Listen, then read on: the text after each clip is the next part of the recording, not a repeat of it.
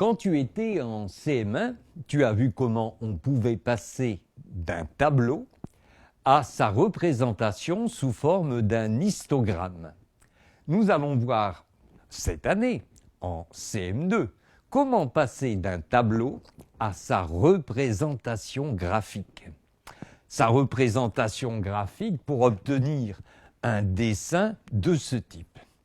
Prenons le tableau qui indique la fréquentation de cinéma pendant 5 mois, répertoriée dans une salle d'une grande ville. Nous savons qu'au mois d'août, il y a eu 2500 spectateurs. Au mois de septembre, 3500.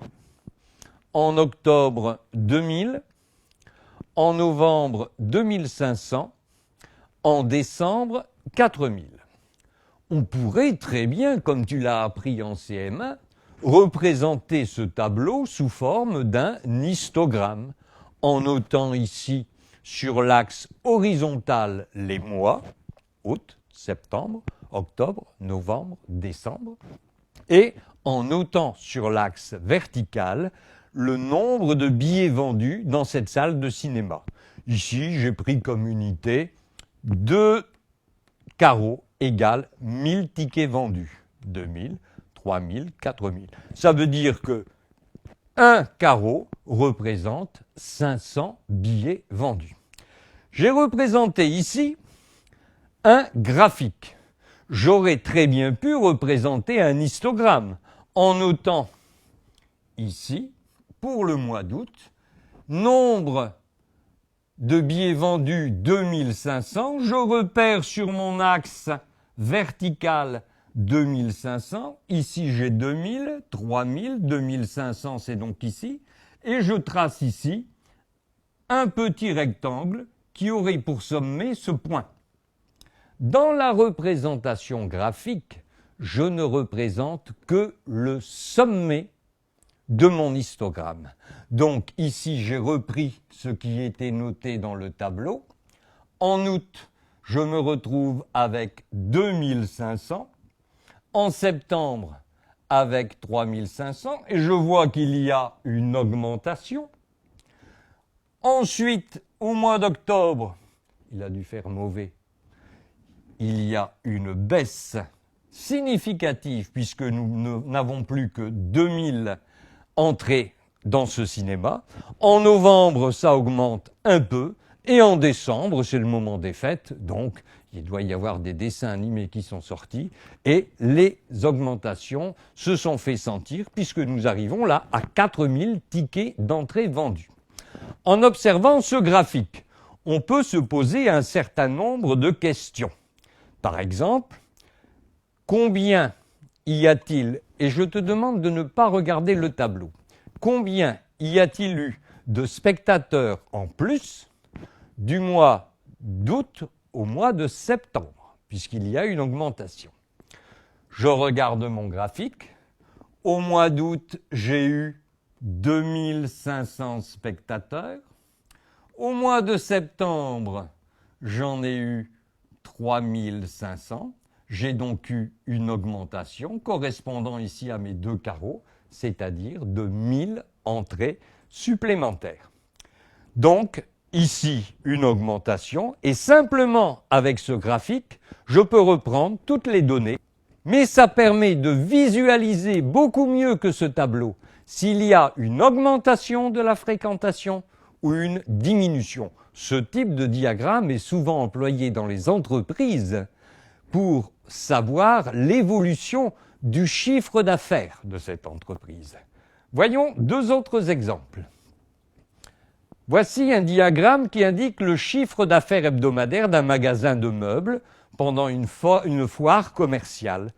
Première semaine, deuxième semaine, troisième semaine, quatrième semaine. Je m'aperçois qu'entre la première et la troisième semaine, ce chiffre est en nette augmentation et que la quatrième semaine, nous avons une chute des ventes. Voilà une première indication que nous donne ce graphique sur l'évolution, ce que nous donne pas forcément un tableau. le tableau, il faut regarder à chaque fois les indications portées. Ici, au premier coup d'œil, on s'aperçoit que pendant les 3 premières semaines, on a une augmentation, puis une chute. Regardons d'un peu plus près ce tableau. Nous avons la première semaine un chiffre d'affaires de 100 000 euros. La seconde semaine, un chiffre d'affaires de 150 000 euros. La troisième semaine, de 200 000 euros. Et la quatrième semaine, nous avons un chiffre d'affaires qui a dégringolé et qui est passé à 50 000 euros. Je vais te poser une question très difficile. Voici pour chacune des semaines des chiffres d'affaires qui sont différents. Il y avait 4 semaines. Et si je te demandais maintenant de réfléchir un peu et me dire à quel chiffre d'affaires moyen correspondrait l'ensemble de ces ventes. Comment pourrait-on faire? Ces chiffres d'affaires sont différents. Il suffit donc de les ajouter. Je vais ajouter les 100 000 euros de la première semaine, aux 150 000 de la deuxième, aux 200 000 de la troisième, aux 50 000 de la quatrième, et je vais obtenir, si je ne me trompe, 5 000 euros. 500 000 euros, pardon, excuse-moi. Décidément, 500 000 euros, c'est quand même plus important comme chiffre d'affaires. Si je veux savoir le chiffre moyen, comme ça s'étale sur 4 semaines, il me suffira de diviser les 500 000 euros par 4 et, si tu fais ta division, la réponse, tu trouveras 125 000 euros. Ça permettra ainsi d'avoir un diagramme, quelquefois, trimestre ou quadrimestre par quadrimestre.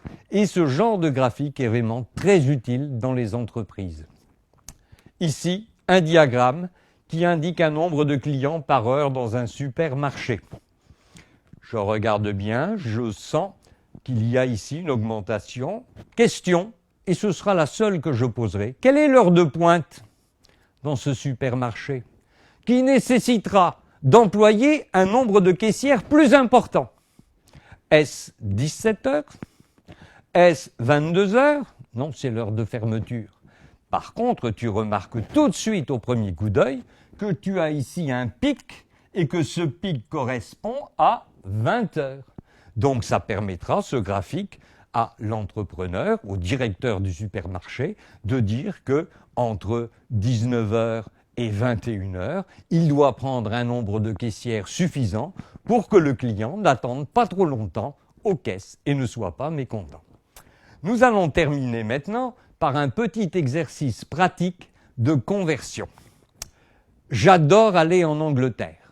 En Angleterre, quand j'y suis, je peux utiliser au choix l'euro, mais je peux encore utiliser la livre sterling. Voici un diagramme qui montre la relation qui existe entre la livre sterling et l'euro, avec une équivalence. C'est une équivalence qui a été donnée aux alentours de l'année 2000 environ. 1 euro valait environ une demi-livre sterling, ou une livre valait 2 euros. Avec ce graphique ici, je vais apprendre à lire et à répondre à des questions. J'ai ici la valeur en livres sterling, son équivalence en euros. Première chose, 2 livres sterling correspondent à quelle valeur en euros? Je pars donc de mon axe horizontal, 2 livres sterling, je fais monter ma flèche jusqu'au moment où je rencontre ma droite et je regarde quelle est sa correspondance en livres sterling. 4. Je peux faire la même chose, 6 livres sterling va représenter ici 12 euros. Maintenant, je peux aussi faire le procédé inverse. Je souhaiterais savoir combien 18 euros représentent de livres sterling. Je vais pour cela prendre une règle. Je vais me mettre sur 18 ici. Et je rencontre, bien évidemment, ma ligne de correspondance à ce point. Je vais regarder maintenant quelle est la valeur correspondant en livres sterling et j'obtiens 9. À 18 € va correspondre 9 livres sterling. Tu verras dans les classes futures, quand tu seras en 6e et en 5e, que lorsque la représentation graphique est une droite qui passe par l'origine, nous sommes dans une situation que l'on appellera la proportionnalité. Mais ça, c'est une autre histoire.